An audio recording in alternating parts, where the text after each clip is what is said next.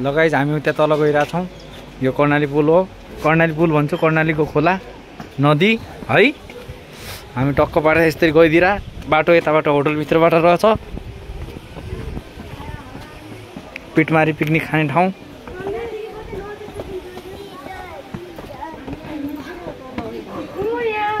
राम्रो राम्रो छ होइन जनक? एकदम भ्यूज बवाल एकदम। मैले देखिहालेँ जे देख्नुपर्ने चिज थियो क्या होइन? एकदम ल ठिक छ। यति सानोमा के दौडाएको छ हौ? धन्न हातबाट मोबाइल खसेको। त्यसको मोबाइल खस्या भयो क्या अहिले धन्न। गाइज यो त बाटो खतम छ क्या यहाँ बाटो होइन? म तपाईँहरूलाई पुरा भिडियो देखाउँछु, तल गएर ताल खेलेको भिडियो पनि देखाउँछु। ल गाइज यताबाट टक्क उता बस्ने ठाउँ छ, रमाइलो छ जे होस्। बाटो चाहिँ खतरा खतरा छ, हर कसैको आफ्नो बस छैन होइन गाइजहरू।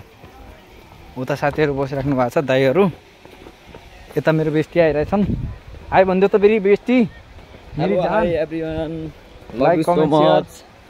लाइक कमेन्ट सेयर होइन? यता गाइज यस्तो छ गाइज, यस्तो छ गाइज यतातिर होइन?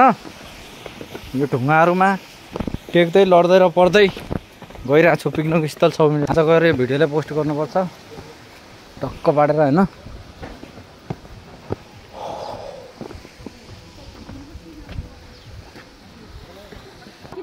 यो चाहिँ पिकनिक स्थल आइपुग्यौँ हामीहरू। दम त मलाई पनि लाग्यो जनक, तिमीलाई के कस्तो लागिरहेछ? थकै लाग्यो के?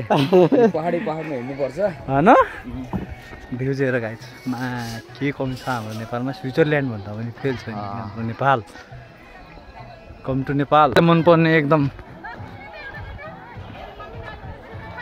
ल यता पिकनिक खान आइरहेछन् गर्ल्सहरू त।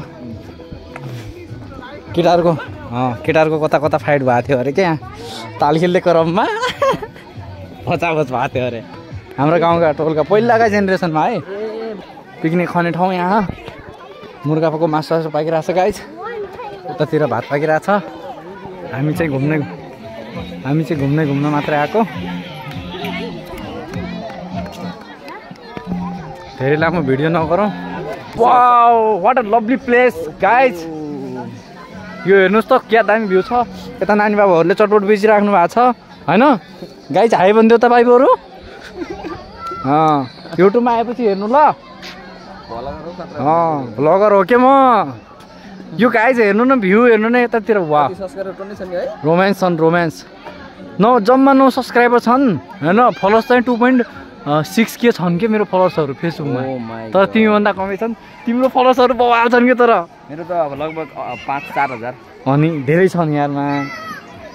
5 यताबाट छ जस्तो लाग्यो। यता चाहिँ खाना खाने ठाउँ, भोजनालय, भोजन गर्ने ठाउँ, चरपटेहरू खाने ठाउँ। खै हेर्दै जाउँ बाटो कतातिर छ के छ। तर दामी छ कि जे छ। यताबाट छ के हो? यताबाट छ जस्तो लाग्यो।